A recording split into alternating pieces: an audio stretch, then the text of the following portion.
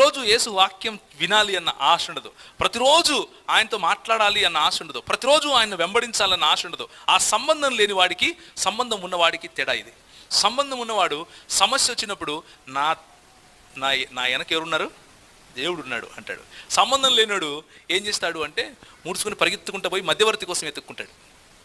ఆ పాస్టరు, ఈ పాస్టరు, ఆయన నూనె పూసేట ఆయన, ఈయన తన్నేట ఆయన, అందరి దగ్గరికి పరిగెత్తాడు. ఎందుకంటే నమ్మకము దేవుని మీద కాదు, మధ్యవర్తి మీద ఉంది. నమ్మకం ఎవరి మీద లేదు, దేవుని మీద కాదు, ఎవరి దగ్గర ఉంది, మధ్యవర్తి మీద ఉంది. అది సమస్య. రక్షింపబడిన వాడు యేసుతో సంబంధంలో ఉంటాడు. రక్షింపబడిన వాడు, పిలువబడిన వాడు ప్రతి దినము పరిశుద్ధతలో ఎదుగుతాడు, ప్రతి దినము పరిపక్వతకు వెళ్తాడు, ప్రతి దినము యేసు స్వరూపంలోకి మార్చబడుతూ ఉంటాడు. దీన్ని ఏమంటారంటే రూపాంతర